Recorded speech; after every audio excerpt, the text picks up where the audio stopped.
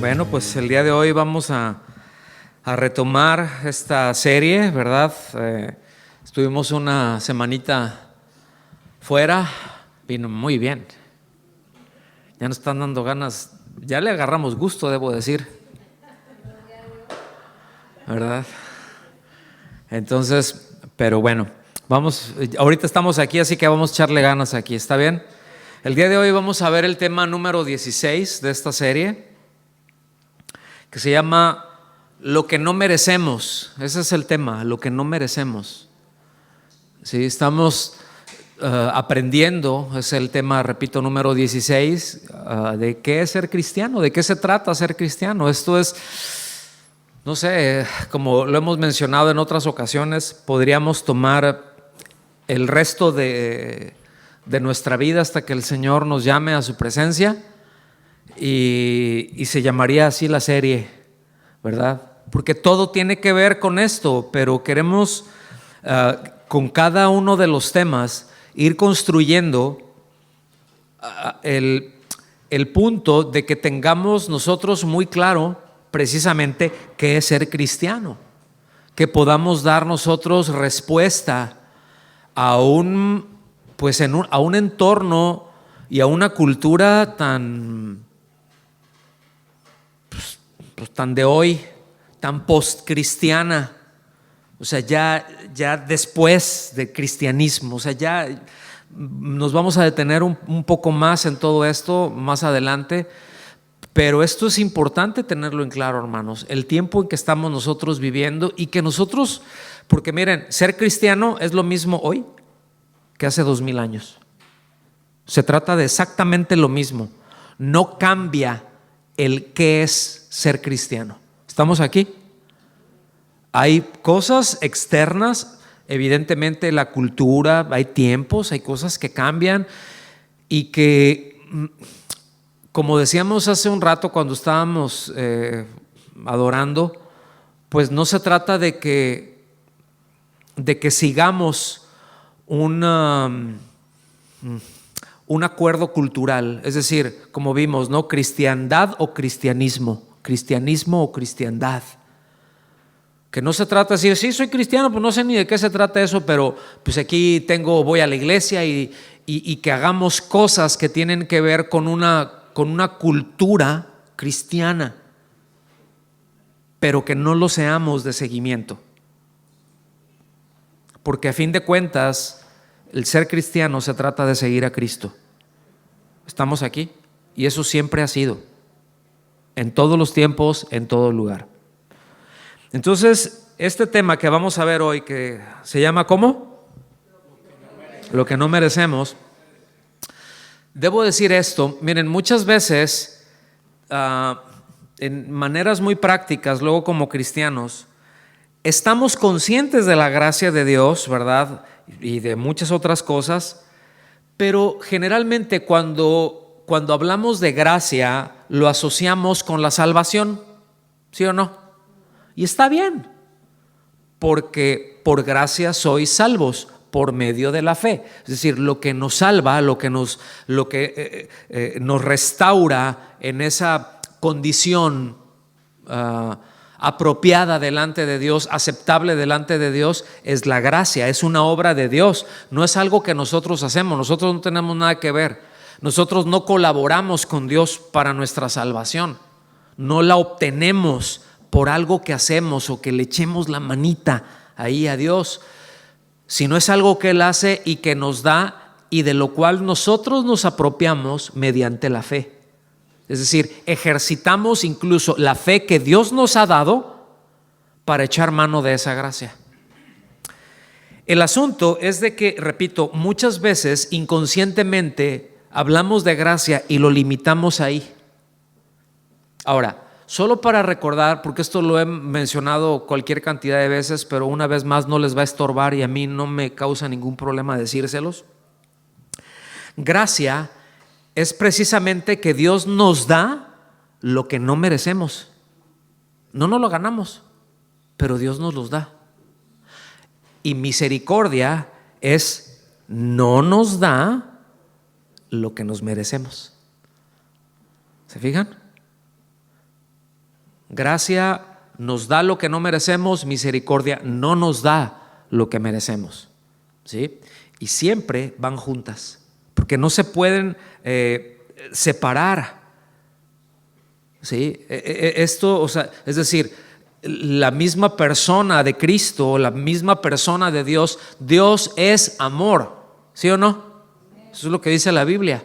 Entonces todo esto va junto, todo esto tiene que ver con amor, todo esto tiene que ver con gracia, todo esto tiene que ver con misericordia, todo esto tiene que ver con pacto, todo esto tiene que ver con compromiso, todo esto tiene que ver con la protección del más fuerte al más débil. El más fuerte es Dios, el más débil nosotros, ¿verdad? Siempre. Entonces, sin embargo, nosotros debemos de tener presente que como cristianos, ¿cuántos cristianos hay aquí? A ver, salúdenme, cristianos. Yo también los saludo a los cristianos, ¿sí? Pero debemos de tener presente que no hay ninguna esfera de nuestra vida, ningún área de nuestra vida que escape a la gracia, ¿sí? Que escape a aquello, ¿verdad? De lo que Dios nos da que no merecemos. No hay absolutamente ningún área. Es decir, toda nuestra vida, todo nuestro caminar como cristianos, desde la salvación hasta que el Señor nos llame, sea por muerte o por el traslado de los suyos de la iglesia, ¿verdad? Es por gracia, ¿sí? Por lo que no merecemos. Todo nuestra vida, todo nuestro caminar. Y por eso es que la gracia de Dios es muy buena noticia para quienes no tienen esperanza en sí mismos. Es muy buena noticia. Es decir, cuando, por ejemplo, empezando para la salvación, que yo puedo reconocer que mi pecado es tan abrumador y yo soy tan débil que no tengo la fuerza y reconozco que nunca la tendré para salir de esa condición. Entonces la gracia es muy buena noticia, ¿sí o no? Porque es como esto, a ver, vamos a suponer que estamos quebrados, que estamos en bancarrota, que estamos con una deuda que no podemos pagar, no tenemos la capacidad de pagarla, punto, ¿sí? Y tenemos ya al acreedor encima y ya está ejecutando el juicio contra nosotros, es decir, ya van a venir a meternos al bote, ¿sí? Porque no tenemos con qué pagar. Dices, bueno, pues tengo una casa, tengo algo por ahí hecho mano de, como decía mi papá decía esto, ¿no? Dice que los bienes son para remediar los males, pero a veces hay males y no hay bienes. Entonces, ¿qué pasa con eso?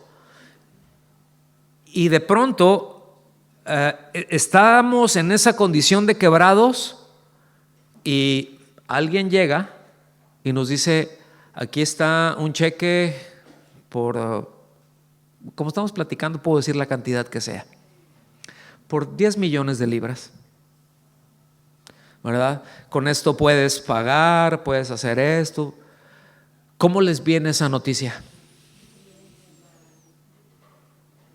¿Cómo les viene esa noticia? ¿Son buenas noticias? Muy buenas. Porque estábamos quebrados, no teníamos la posibilidad de salir de esa condición y de entrar, no solamente salir de una condición de deuda, pero de entrar en una condición de riqueza. ¿Estamos aquí? O sea, de estar quebrados a una riqueza, quebrados con deuda a riqueza. Eso es un panorama. Eso es un escenario. Otro escenario es, yo tengo 150 millones de dólares en el banco o de libras, ¿verdad? Y alguien llega y me dice, aquí están esos 10 millones de libras. Seguramente es una buena noticia, pero no tiene ningún efecto porque yo ya tengo con qué. De hecho, de entrada, no lo necesito.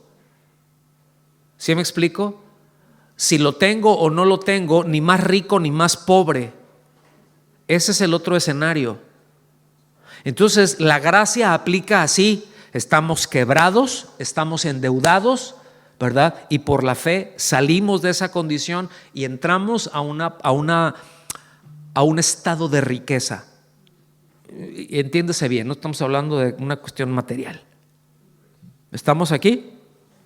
Entonces, repito, para aquellos que están conscientes de que no se pueden automejorar, que no puedo hacer nada para mejorarme a mí mismo, como luego se dice, ¿no? Reinvéntate.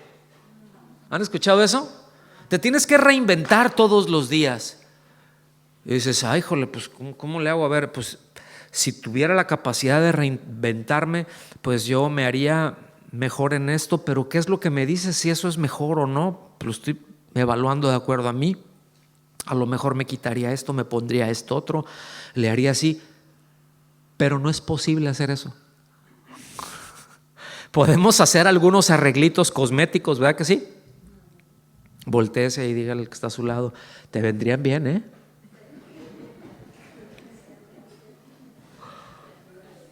Dile, mira, 5 minutos de cepillo y poquito jabón hace mucha diferencia. ¿Verdad que sí? Pero no tenemos esa capacidad de automejorarnos. Por lo tanto, ¿sí? La gracia son muy buenas noticias, pero al mismo tiempo es muy mala noticia para quienes confían en sí mismos.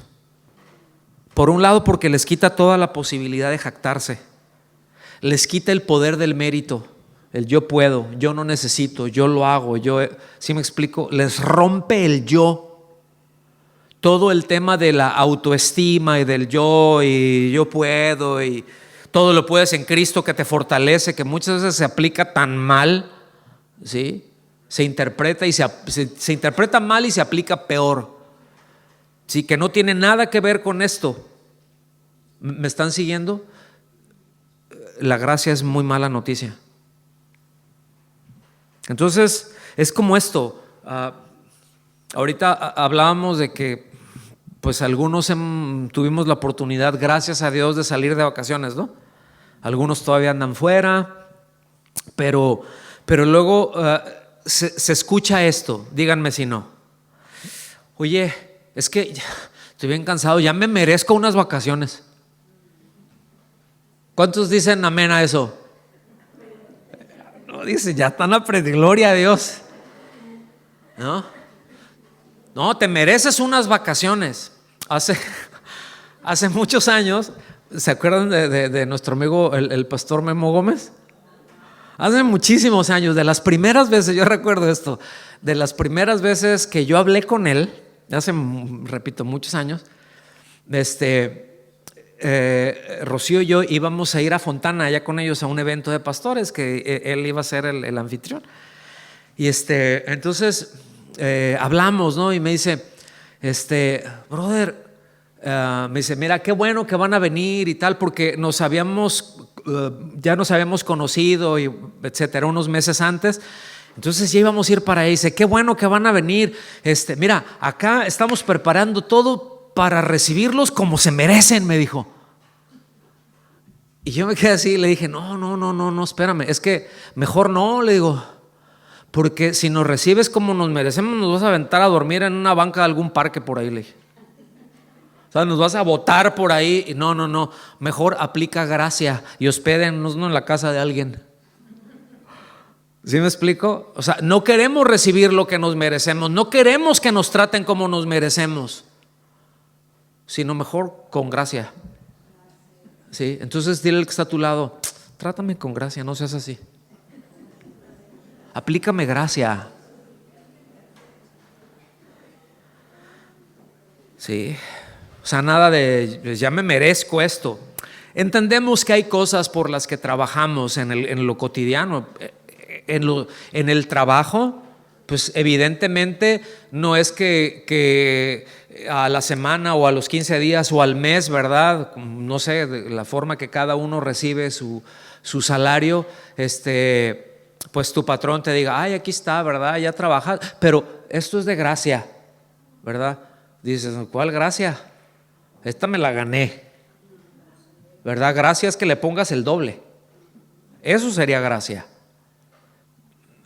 Ahora, nosotros entendemos, póngame atención en esto, porque aún ahí está la gracia de Dios.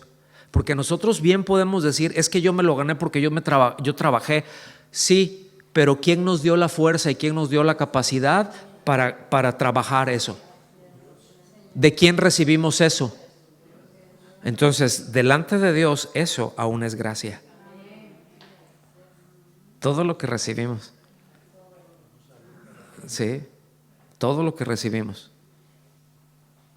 Entonces, a veces luego esa parte del mérito, ¿verdad?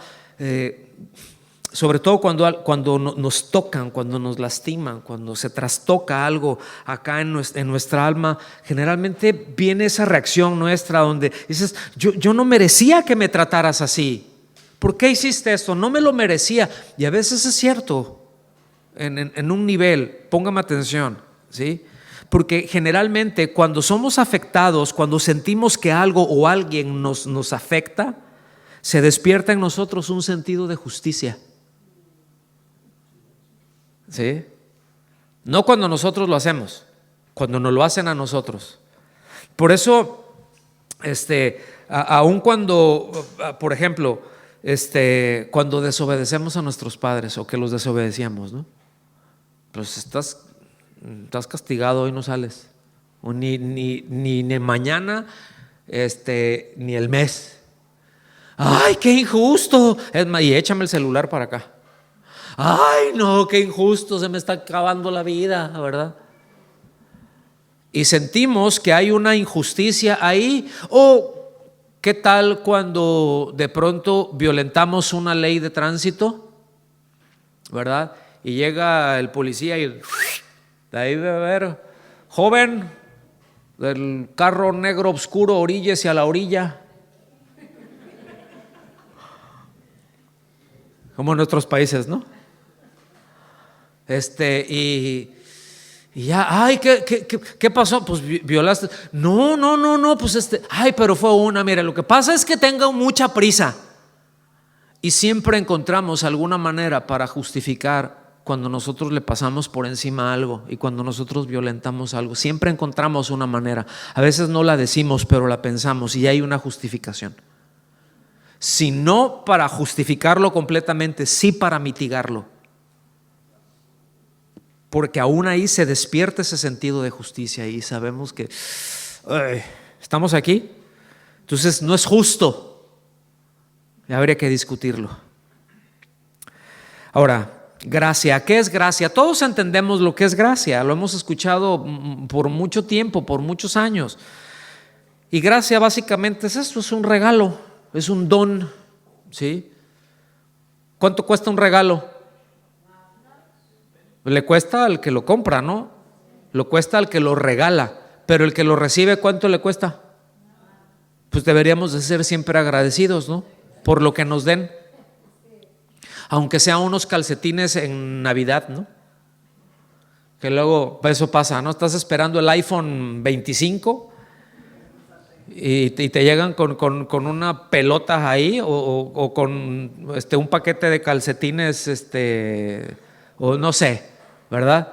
Y es así como que, ay, o la abuelita, no, es que te tejí esta bufanda, ¿no?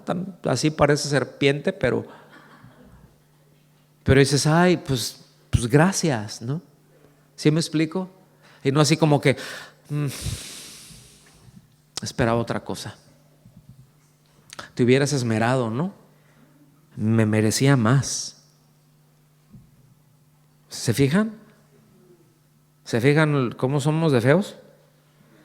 Entonces, don, gracia, es un favor, es algo que se da, que no se cobra, es algo que ni siquiera, es algo que merecemos, pero que se nos da, lo que sea, pero se nos da y nos beneficia.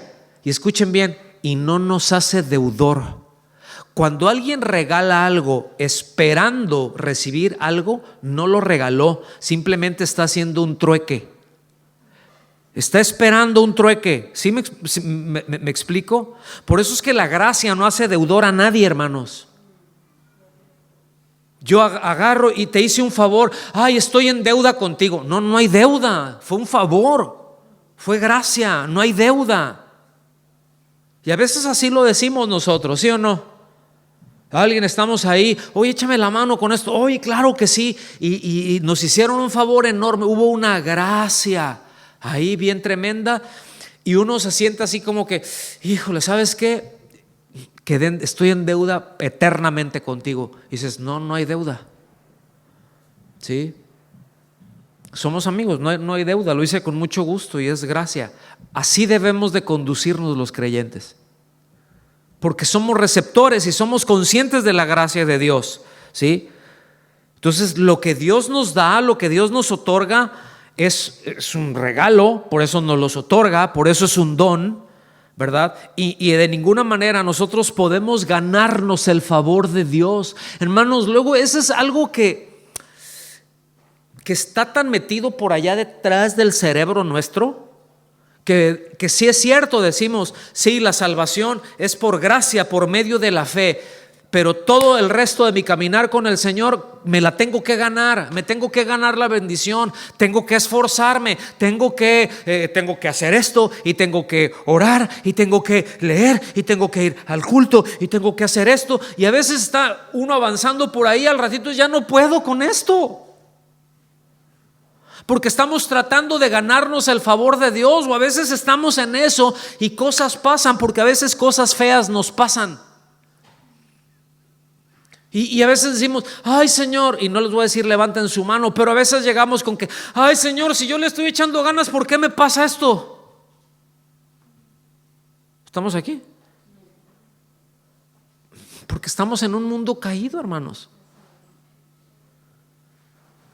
¿Sí?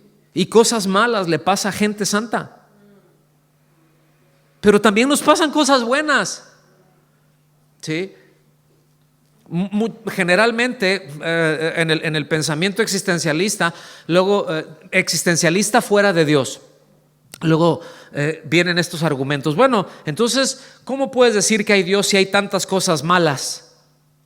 Si hay tanto dolor, porque ¿cómo puedes decir que hay Dios? ¿Verdad que han escuchado eso? De hecho, a lo mejor hasta lo han dicho. Sí. Pero hubo un hombre, un inglés, él, de finales del siglo XIX, principios del siglo XX, G.K. Chesterton se llamaba, escribió muchísimo, era un hombre muy inteligente. Sí. Pero él dijo, bueno, pues sí es cierto que hay cosas feas que nos pasan, pero también nos pasan cosas buenas. Entonces dices que no hay Dios porque permite que pasen cosas malas. Pues te voy a decir lo mismo, si hay Dios porque permite que pasen cosas buenas. Y utilizó el mismo argumento. ¿Sí? Y bueno, no estamos aquí para hablar de él, pero bueno, ya luego les digo. Seguimos, porque si no aquí me voy a enredar en eso.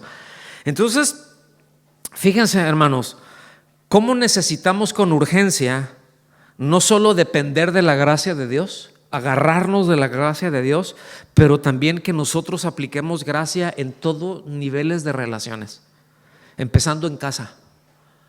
¿Cuánto estrés nos vamos a librar? ¿Sí? ¿Cuántos dolores de cabeza? Difícilmente seremos presos por la amargura y difícilmente sufriremos decepciones si vivimos aplicando gracia, no esperándola, dándola. ¿Estamos aquí? Dándola. Empezando, repito, por los de casa, porque no se vale ser candil de la calle y oscuridad de la casa. ¿Estamos aquí?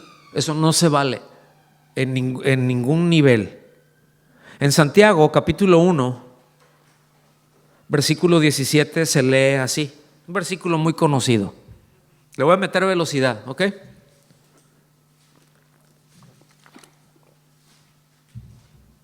Santiago 17:1 dice, 1:17, perdón, ya se me lenguó la traba aquí.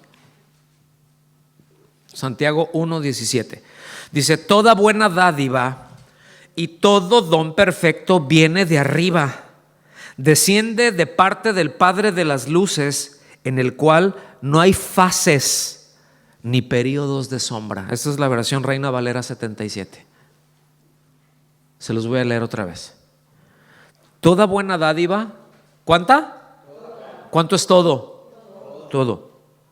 Buena dádiva, todo un buen regalo. Y todo don perfecto, es decir, todo regalo que no le falta nada, que es completo, viene de arriba.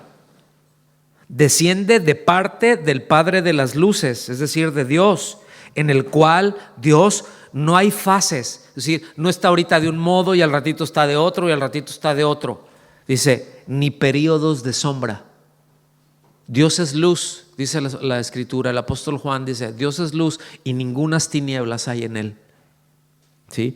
Entonces, como lo mencionamos, empezando por la salvación, ¿verdad? Siempre está representada como un don.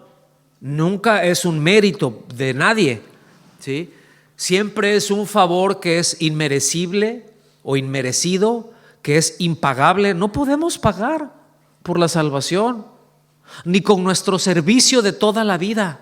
Que decimos, híjole, ¿verdad? El Señor hizo esto, pues yo voy a, como hizo esto Él por mí, pues yo así como que casi le voy a pagar sirviéndole con el resto de mi vida. Y a veces está esa idea ahí y debemos de quitarla, debemos de desarraigarla completita. Hace muchos años había una, pues yo creo que algunos de ustedes han estado, ¿no?, en campañas evangelísticas.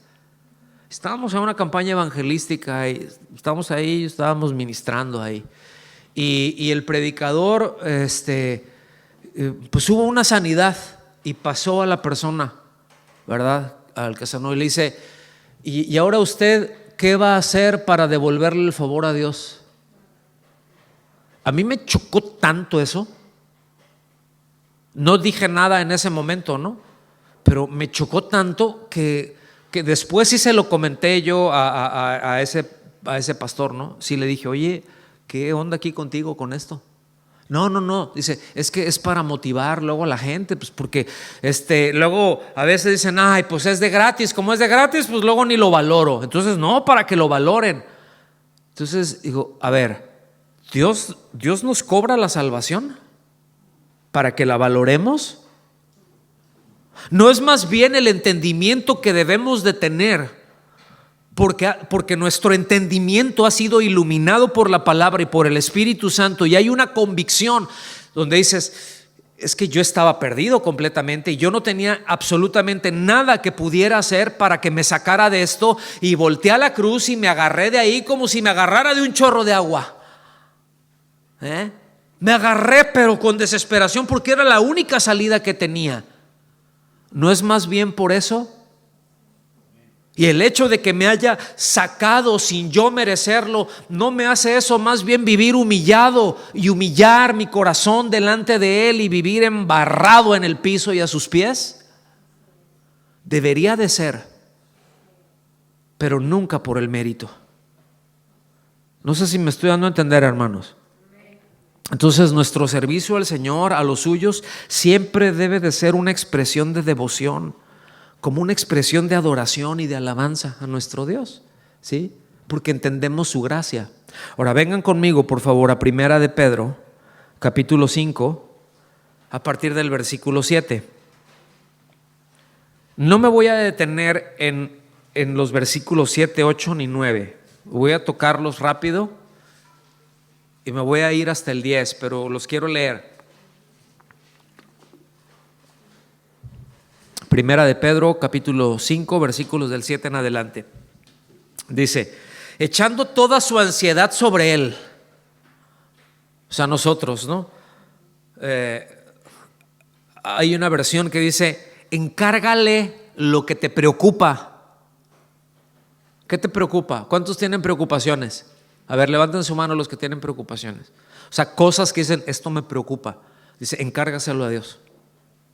¿Sí? Literalmente quiere decir esto de echando toda su ansiedad, o que echemos nuestra ansiedad sobre Él. Literalmente quiere decir, carguen sobre Él su ansiedad.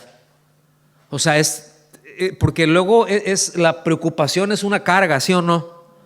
A veces es algo que no te deja dormir. Y dice, bueno, ve con Él. Pero a veces es lo último. Es la última persona a quien recurrimos. Y dice, echen toda su ansiedad sobre Él, porque Él tiene cuidado de ustedes. Esta es la razón. Porque Él nos cuida. Él está pendiente de nosotros. Dice, sean de espíritu sobrio, estén alerta. Su adversario, el diablo, anda al acecho como león rugiente, buscando a quien devorar. Esto va en concordancia, anótenlo ahí, no lo vamos a ver ahorita, ahí con primera a Tesalonicenses 5:6. Dice, pero resístanlo firmes en la fe. Póngame atención en esto. Fíjense, yo quiero que vayan conectando esto. Yo tengo una preocupación. Yo traigo ando muy cargado, ando con cosas. Y después de un tiempo, conforme estás cargado y andas en movimiento, ¿qué te va pasando? ¿Qué nos pasa?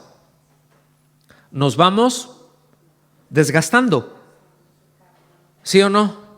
O sea, nos vamos debilitando, vamos teniendo cada vez una menor capacidad para resistir porque estamos cansados, porque estamos cargando eso. Bueno, lo que nos dice, ¿sí?, es que nuestro adversario, el enemigo de nuestra alma, es decir, el diablo, dice, anda como ¿qué? Como león rugiente.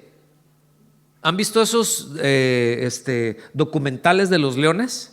Por ejemplo, en la sabana africana, cuando salen y empiezan a patrullar su territorio, ¿sí? Pero cuando dices, ya traigo hambre, voy a patrullar, pero traigo hambre, ¿no?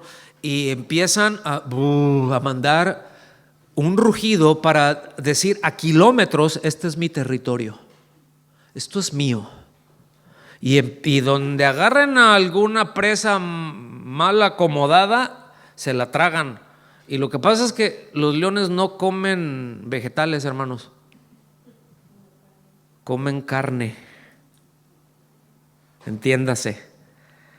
Que luego nos cargamos y andamos reaccionando y podemos andar en la carne y empezamos a oler a carne y se empieza a acercar y se empieza a acechar. No llega todo torpe, hay un acecho, está buscando, no dice a quién acariciar, es a quién despedazar, a quién devorar. Dice, pero resístanlo firmes en la fe. Y mis amados, es precisamente esa unión que tenemos con Dios por la gracia de Dios la que nos da la fuerza para mantenernos calmaditos, incluso cuando el infierno los lanza de lo peor. Y no quiere decir que no nos golpea, y no quiere decir que no nos duele. Cuando vienen cosas y pum, nos golpean y pum, nos lastiman y pum, y nos debilita y nos intentamos levantar y nos agarramos del Señor y viene y pum, y estamos, pero por alguna razón que a veces no entiendo, pero vamos a tratar de entender en los próximos temas, es como que nos agarramos de eso en lugar de agarrarnos del Señor. Y sí queremos agarrar al Señor, pero tenemos agarrado esa carga. Y tenemos agarrado esa ansiedad y esa preocupación y eso que nos lastima y eso que nos hiere. ¿Me están siguiendo hasta aquí? Dice, resístanlo firmes en la fe, sabiendo que las mismas experiencias de sufrimiento se van cumpliendo en sus hermanos en todo el mundo. O sea, no somos los únicos que la pasamos mal. Aquí la pasamos mal. ¿Cuántos de pronto la pasan mal? A veces por lo que nos hacen, a veces por lo que nosotros hemos hecho. ¿Sí me explico? A veces sin deberla ni temerla, pues nos llegó ahí de rebote, de bote pronto, pero bueno, pero Dios está en control. ¿Estamos aquí? Ahora noten lo que dice el versículo 10. Aquí nos vamos a centrar, porque aquí está la médula del mensaje. ¿Okay? Dice, y después, ¿cuándo? Después que hayan sufrido un poco de tiempo. Miren, esto echa por tierra toda esa doctrina de pare de sufrir. Es que como hijo de Dios tú nunca debes de sufrir. ¿Han escuchado eso? Es que es falta de fe. Es que si le estás pasando mal, es que es falta de fe. Pues aquí le está hablando a cristianos y está diciendo, quisiera, yo imagino, ¿no?, al apóstol Pedro diciendo esto, pues yo quisiera decirles otra cosa, pero en tanto estemos aquí en el mundo vamos a tener aflicción, pero es poco tiempo. Ay, pues a mí se me hace eterno. Sí, pero es poco tiempo. En el plano de Dios es poco tiempo. Entonces, remóntate a eso. Dice, después que haya sufrido un poco de tiempo, el Dios de toda gracia. El Dios de toda gracia, es decir, el Dios de absoluta gracia, al Dios que no le falta gracia, al Dios que es rico en gracia, al Dios que es superabundante en gracia. Juan 1, del 14 al 17 se lee así: el Verbo se hizo carne. Esto se me hace uno de los textos más bonitos de toda la Biblia. El Verbo se hizo carne y habitó entre nosotros, y vimos su gloria, gloria como del unigénito del Padre, lleno de gracia y de verdad. Las dos cosas. Versículo 15. Juan dio testimonio de él y clamó: este era del que yo decía, el que viene después de mí es antes de mí, porque era primero que yo. Versículo 16. Pues de su plenitud todos hemos recibido. ¿Cuántos cristianos hay aquí? ¿Cuántos han recibido de su plenitud? Todos, dice, y gracia sobre gracia. Porque, versículo 17, porque la ley fue dada por medio de Moisés, la gracia y la verdad fueron hechas realidad por medio de Jesucristo. Qué maravilla, ¿no? Entonces dice, el Dios de toda gracia que los llamó a su gloria eterna en Cristo. No es un llamamiento cualquiera, Ese es el Dios de toda gracia. Dice, fíjense bien, aquí, si este era el versículo donde me quería centrar, el Dios de toda gracia, ahora pongan su foco, pongan el láser aquí. Él mismo, ¿quién? El Dios de toda gracia. Al Dios que no le falta nada de gracia, al Dios de absoluta gracia, dice, Él mismo los perfeccionará, afirmará, fortalecerá y establecerá. Vean cuánta gracia.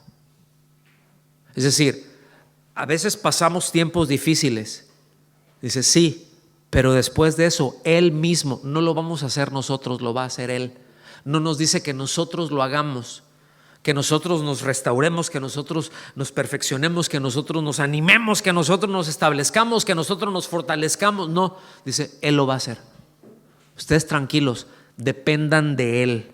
Por eso cuando nos dice el Dios de toda gracia, tiene un contenido de aliento enorme y de esperanza, pues que para todos los creyentes que pasamos, que estamos pasando, que vamos a pasar por pruebas, por tiempos difíciles, pues ahí está. Porque esos tiempos a veces nos sacuden, ¿sí o no? Y en no pocas veces llegan a lisiar nuestra alma. Esto es muy triste, ver cristianos lisiados por años, que tienen, físicamente están bien, pero que su alma está lisiada, anda, no se puede mover. Y de esto vamos a hablar en las próximas semanas. Entonces, además, el Dios de toda gracia, pues es quien tiene provisión para que podamos superar toda prueba y todo conflicto que se pueda producir en nuestras vidas, ¿verdad? Y que sin duda esa prueba, ese conflicto, aun cuando cedemos a la tentación, aún Dios lo puede utilizar de una manera pues bien rara, ¿no? Bien misteriosa. Explíquenme cómo trabaja Dios. ¿Cómo puede sacar de algo malo algo bueno? ¿Solamente Dios? Solamente el Dios de toda gracia puede hacer que algo que nos ha herido, que nos ha lastimado, a la postre venga a ser algo bueno. No porque Él deseara que así fuera, pero es que nos ama tanto que torna en beneficio aquello que el diablo escupió para lastimarnos. Pero necesitamos estar conectados con el Dios de toda gracia. Si nos desconectamos de Él, si andamos en independencia, hermanos, con el alma lisiada, ¿sí? Porque, mis amados, nuestra fortaleza viene de nuestra dependencia de Dios. Ahí está nuestra fortaleza. Dime qué tan fuerte eres, qué tanto dependes de Dios. ¿Dependes de ti mismo? No eres muy fuerte, aunque te sientas fuerte, ¿sí? Por eso el apóstol Pablo dice, bueno, cuando somos débiles, es decir, cuando nosotros reconocemos que en nosotros no hay capacidad, entonces somos fuertes. Estoy dependiendo de Él. Fíjate que es como una paradoja, ¿no? Pudiera sonar como una contradicción, pero no lo es. El asunto es de que Él tiene muy claro que mi fortaleza es debilidad, que la capacidad que yo tengo, porque cuántas veces hemos nosotros tratado de salir de problemas con nuestros propios medios, nuestros recursos, el cómo le hago, cómo arreglo, cómo resuelvo, porque soy muy listo, somos muy vivos y me gusta tener el control y este cablecito agarrarlo por acá y tenerlo, entonces puedo mover esto acá, para salir adelante, para resolver asuntos que se vienen. ¿Cuántos han experimentado eso? Y a la hora de la hora ya termina uno liado en tanto cablecito que trae por ahí y cada vez es como que está parado en arenas movedizas, ¿no? Y te mueves tantito y te hundes más y nos estamos apoyando en nuestra fortaleza. Por eso dice, cuando somos débiles, cuando reconozco mi debilidad, es ahí donde viene la fortaleza. Es ahí en donde yo soy fuerte, porque el Señor le dijo a Pablo, ¿verdad? Porque es ahí donde su poder se perfecciona, ¿sí? Textualmente, literalmente, es su poder se consume en nuestra debilidad, ¿sí? O sea, se consuma ahí, se perfecciona ahí, viene a hacerse evidente. Entonces, siempre frente a circunstancias difíciles va a venir la asistencia de la gracia, hermanos. Cuando estemos pasando tiempos difíciles y volteamos nuestros ojos al cielo y dices, bueno, Señor, yo quiero vivir, y yo espero que sea una oración de cada uno de nosotros. Señor, yo quiero vivir en continua dependencia tuya. No quiero depender de lo que yo puedo, lo que yo sé hacer, sino depender de ti, ¿sí? Entendiendo que el tamaño de las pruebas, que el tamaño de las tribulaciones nunca va a superar la grandeza de la gracia de Dios, y menos va a superar la grandeza del Dios de toda gracia, ¿sí? Entonces, como cristianos, además de que padecemos la oposición del mundo, si ya con el mundo está feo el asunto, ¿sí? Pero también están nuestros propios y nuestros individuales problemas, ¿sí? Yo me atrevo a decir que la más de las veces esas dificultades que pasamos son ocasionados por nosotros mismos. Me atrevo a decir que las más de las veces, ¿sí? A veces sí es cierto, el mundo nos lanza cosas, pero nosotros reaccionamos mal y por eso vienen cosas, ¿sí? A causa de nuestras debilidades, de nuestras deficiencias de carácter, pero la promesa y el compromiso de Dios siempre es firme y seguro. Por eso nos dice el Salmo 91:15, me invocará y le responderé, ¿sí?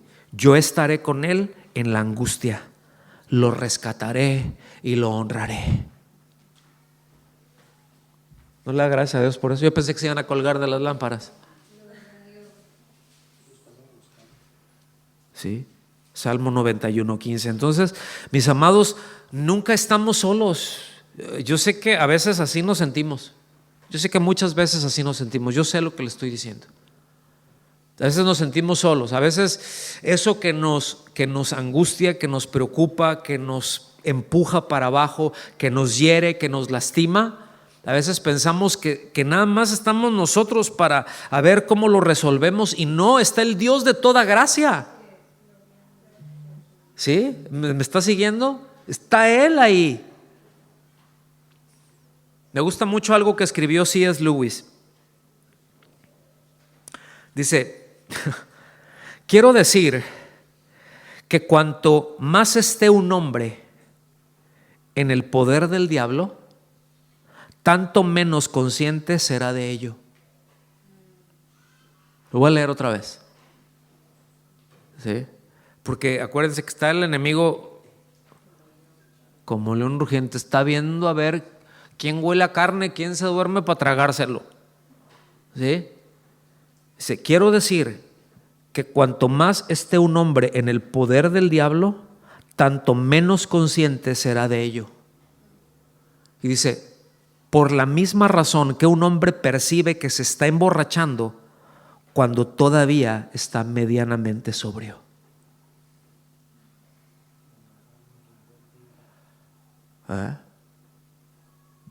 Me quedé callado para que la bajen. Sí, pues sí, como que ya se me está subiendo. Pues sí, porque todavía hay algo de sobriedad. Pero ya cuando andan como placa de lorry, ¿verdad? Hasta atrás, que ya andan ahogados de borracho, ya, ¿cuál borracho? Yo no siento nada, ni la boca, ni las manos, no siento nada. ¿Sí? Ya no están conscientes de que están borrachos. ¿Lo ven? Qué importante es depender del Dios de toda gracia y no depender de nuestro propio esfuerzo, porque eso, como mencionabas ahorita, como dijiste, ¿no? Luego es como la rana que le echan ahí y le van subiendo la temperatura. No es lo mismo que la metes así de pronto y ¡ay! ¿Sí? Pero si va de poquito a poquito se va adaptando. Y este es todo un tema, pero a veces así pasa cuando traemos lisiada el alma, de poquito a poquito. Y vamos entrando en una esfera que no estamos conscientes del daño que nos estamos haciendo. Entonces, aún en los momentos más duros, mis amados, de prueba, ¿verdad? Cuando el enemigo, pues, de nuestra alma nos rodea y todas esas inquietudes vienen y aparecen, siempre, póngame atención, siempre está la mesa de la comunión y de la provisión de Dios en el conflicto, en medio del conflicto. Lea el Salmo 23. Yo nada más le voy a leer el versículo 5. Tú preparas mesa delante de mí en presencia de mis enemigos. ¿Se acuerdan cómo dice? Aunque ande en valle de sombra de muerte. No dice que la está pasando muy bien. Ando en valle de sombra de muerte. ¿Sí? Dice, has ungido mi cabeza con aceite. Mi copa está rebosando. Aún en medio, en presencia de mis angustiadores, en presencia de mis enemigos, ahí estás tú, Señor. No estoy solo. Puedo voltear a ti, puedo clamar a ti, puedo invocarte a ti con la certeza de que me responderás, porque eres el Dios de toda gracia. Y siempre, pues, me darás lo que no merezco. ¿Sí? Siempre podemos volver a la comunión con nuestro Dios. ¿Sí? ¿Qué es lo que nos dice, mis amados? Él que va a ser Él mismo. En el versículo 10 ahí, de 1 de Pedro 5. Dice que nos va a perfeccionar, ¿sí o no? Ok, perfeccionar es esto. Miren, las pruebas, los momentos difíciles, Él los puede utilizar como un canal para aventar por ahí bendiciones. Ahora sí que está de locos, ¿verdad? Sí, está de locos. Lo que pasa es que para el mundo es locura la sabiduría de Dios. Así que ¿cuántos locos hay aquí? A ver, locos, salúdenme. Yo veo varios locos. Tú estás bien loco, man. Sí, tú también estás re loco, man. ¿Sí? Pero ahí desembocan y escuchen, eso prepara, ¿verdad?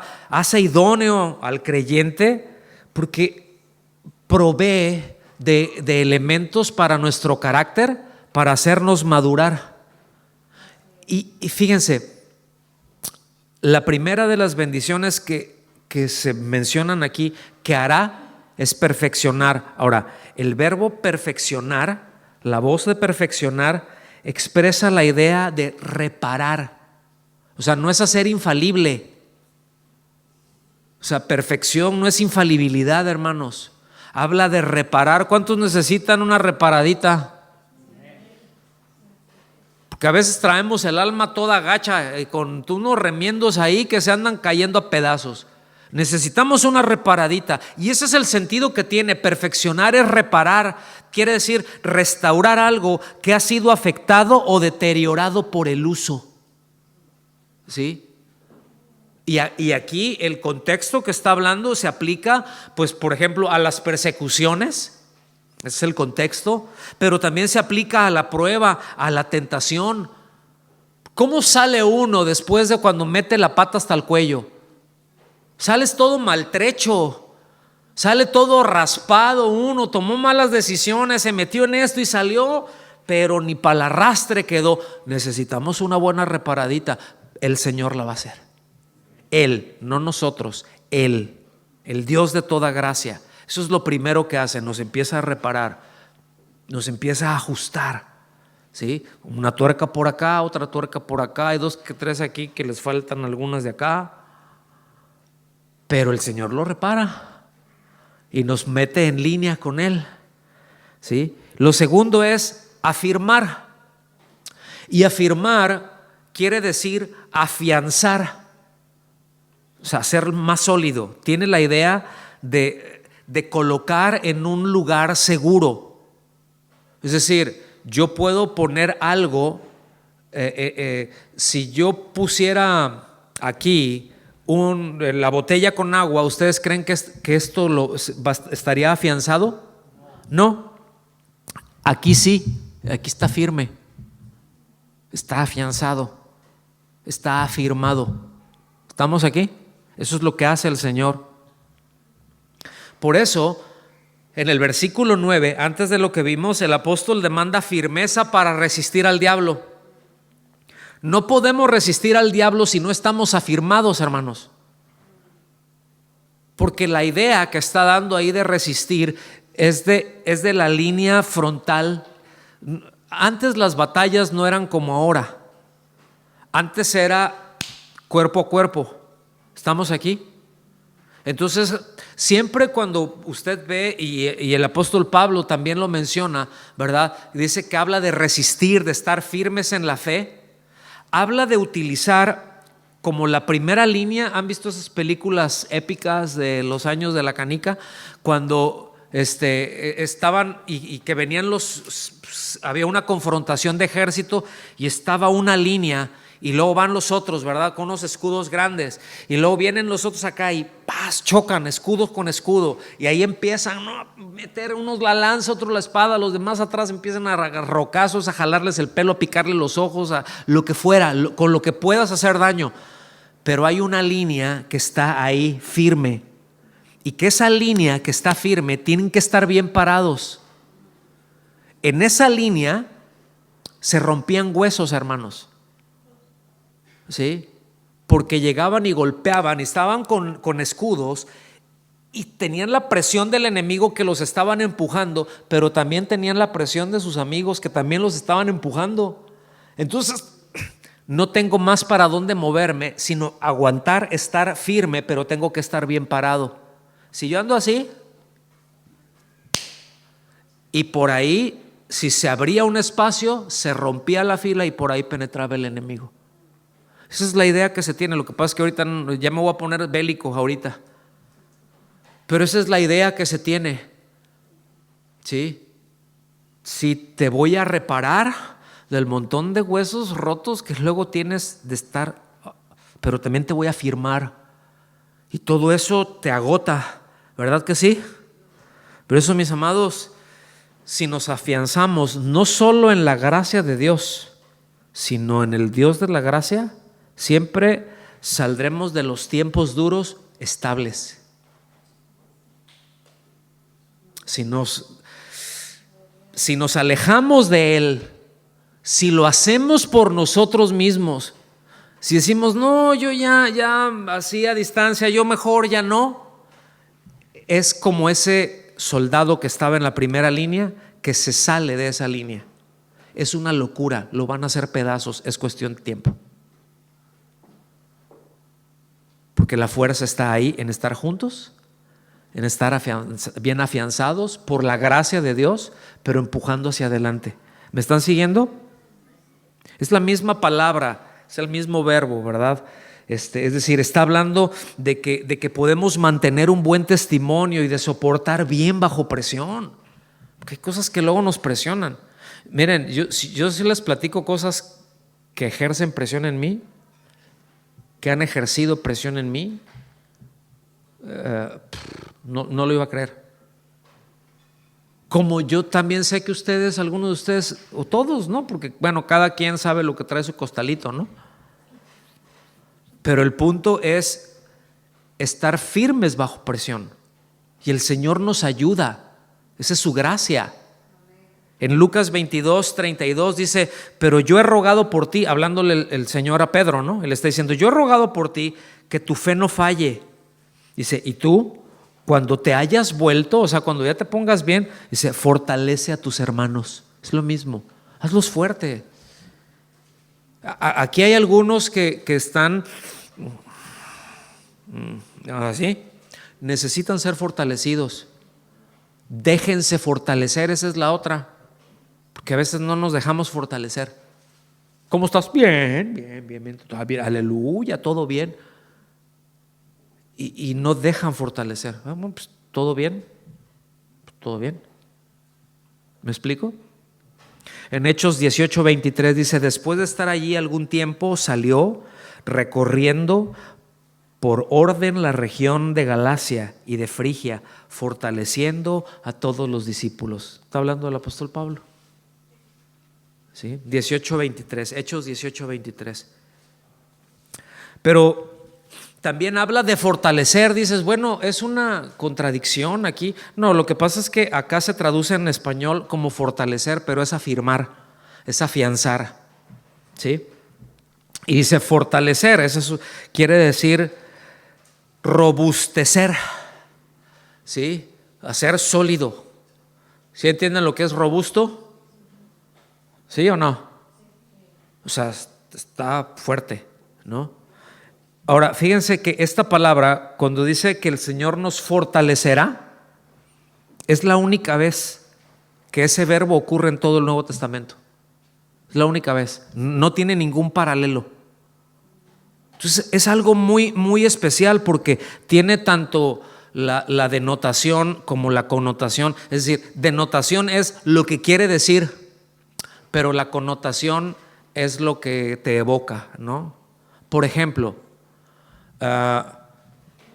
si yo digo restaurante, ¿cuál sería la denotación de restaurante?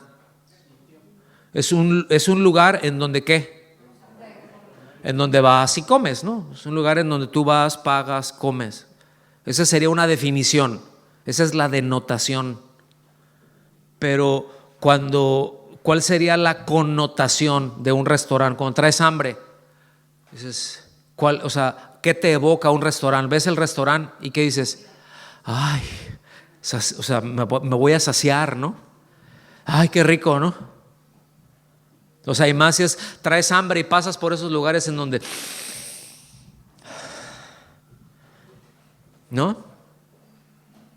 Esa sería la connotación, o sea, satisfacción. Bueno, aquí tanto la denotación como la connotación habla de capacitar, habla de equipar, habla, escuche bien, de confortar los corazones, de fortalecer, ¿sí? De robustecer, pero siendo confortados, no nada más de que ya me puse bien fuerte acá, no, es que lo que te dio esa fortaleza es cómo te consoló, cómo te confortó Él. ¿Me explico? El enemigo, mis amados, tiene el designio de debilitarnos, tiene el designio de desgastarnos, pero la gracia de Dios tiene el efecto contrario. ¿Se fijan?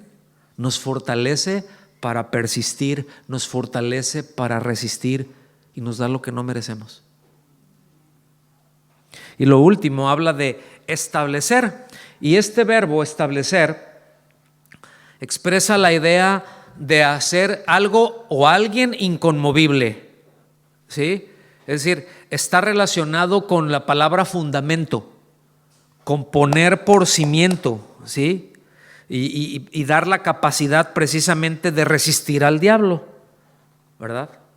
Fíjense que la Biblia nunca nos habla que los cristianos andemos atando ni reprendiendo al diablo.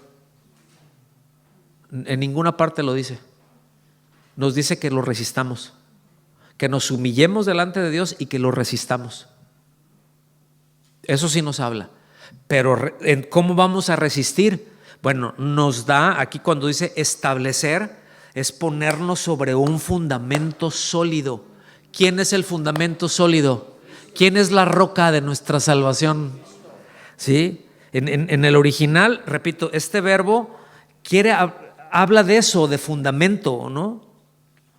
Y Dios quiere que como creyentes estemos bien plantados, bien puestos en su Hijo y en su palabra. Por eso en Mateo 7:25, la forma en la que cierra el sermón de la montaña, dice: y cayó la lluvia, vinieron los torrentes, soplaron los vientos y azotaron aquella casa, pero no se cayó porque había sido fundada sobre la roca. Qué maravilla. Terminamos con esto, hermanos. Final.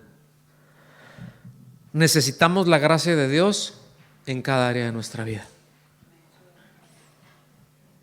Sí. En mi relación con Dios, necesito gracia. En mi relación con mi esposa, con mi esposo, con mis hijos, necesito gracia. Con mis hermanos, necesito gracia. Con los compañeros en el trabajo, gracia. No puedo esperar gracia de ellos porque dices, bueno, pues si son hijos de Belial, ¿sí?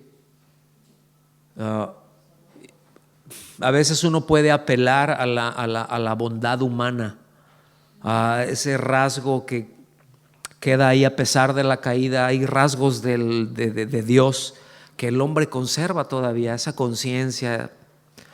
Hay gente que no es cristiana que es buena onda, ¿sí? Que a veces decimos de ellos, nomás le falta ser cristiano, como si fuera el plus, ¿no? Como si fuera la coronita, la cerecita, el ser cristiano. Nada que ver. No estamos hablando de eso, pero estamos hablando de nosotros, a partir de nosotros, ¿verdad? Cuando yo me relaciono con alguien, extender gracia. Y si la recibo, bonus. Pero yo ya sé que la tendré del Dios de toda gracia. Ese ya me dijo, ya está. Ese ya la tengo. Esa la puedo esperar, puedo invocar y me va a responder. Su promesa va a estar ahí.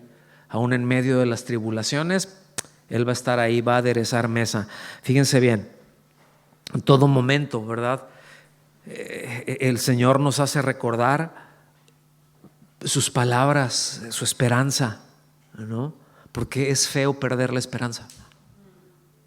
Es feo perder la esperanza en algo. Ya perdí la esperanza. Ahora, peor, perder la esperanza en Dios, cuando ya no esperan de Él. Eso es terrible. Ya no, ¿qué le queda? ¿Qué le queda? A ser tragado por el diablo nada más, a ser despedazado, porque pues ¿de dónde más? ¿Me explico? Les voy a leer Hebreos 14:16. Se los voy a leer en la Nueva Biblia Viva. Con esto voy a terminar. Nueva Biblia Viva, Hebreos 14:16, se lee así: acerquémonos pues confiadamente al trono del Dios de amor, para encontrar allí misericordia y gracia en el momento en que la necesitemos. Hebreos 14, 16. 4, 16, perdón. No, si lo estoy calando nada más para ver. A ver si abren la Biblia. Pero sí la abren. Bueno, al menos 2, 3, ¿no? Pues algunos la abrieron, pero están así como que al principio. Entonces, no, Hebreos está más para atrás. Hebreos, perdón, 14, otra vez. ¿No? 4:16. Acerquémonos pues confiadamente al trono del Dios de amor para encontrar allí misericordia y gracia en el momento en que la necesitemos. ¿En qué momento necesitamos misericordia y gracia? ¿En dónde está eso? ¿A dónde podemos ir por ello? Al trono del Dios de amor, ¿verdad? Otra versión dice al trono de la gracia, pero es al trono de Dios, ¿sí? Y ahí alcanzaremos gracia y misericordia siempre que la necesitemos. A veces andamos carentes de eso, hermanos. No porque Dios no la dé, no porque Dios no la expenda, es porque nosotros no vamos. Porque luego nosotros nos apartamos y queremos arreglar las cosas por nuestras propias fuerzas. Y acordémonos que siempre, siempre, siempre, ¿sí?, que somos fuertes cuando somos débiles. Porque su poder, me gusta leerlo así, su poder se perfecciona en mi debilidad. Entonces quitémonos esa absurda idea de hacer las cosas para ganar su favor. Eso ya lo tenemos, hermanos, y es precisamente porque ya lo tenemos es que hacemos las cosas. Por eso oramos, por eso vamos a la palabra, por eso nos congregamos, porque ya tenemos su gracia. Todo eso son canales por donde la gracia de Dios transita, ¿sí? Además que Él nos da la habilidad para hacerlo. ¿Cuánta gracia? ¿Sí? ¿Cuánta gracia? Vamos a ponernos de pie.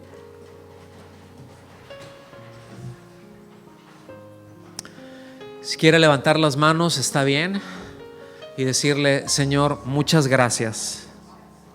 Muchas gracias porque nos das lo que no merecemos, Señor, y porque no nos das lo que merecemos, porque eres paciente para con todos. Y a veces nos alejamos, Señor, y hasta renegamos, pero aún ahí eres paciente y ahí no nos das lo que merecemos. Muchas gracias por tanta misericordia. Muchas gracias por tanta bondad, por tu amor, Señor, para con cada uno de nosotros, y por hablar a nuestra vida y por hablar a nuestro corazón y fortalecernos, Señor. Te queremos honrar con nuestro diario vivir en todo esto, depender siempre de ti, Señor. Siempre queremos depender de ti. ¿Cuántos dicen amén a eso? Siempre queremos depender de ti, porque entendemos que nuestra fortaleza está en nuestra dependencia de ti, Señor. Te damos las gracias en el nombre de Jesús. Amén. Amén. Gloria a Dios. Que Dios los bendiga, hermanos.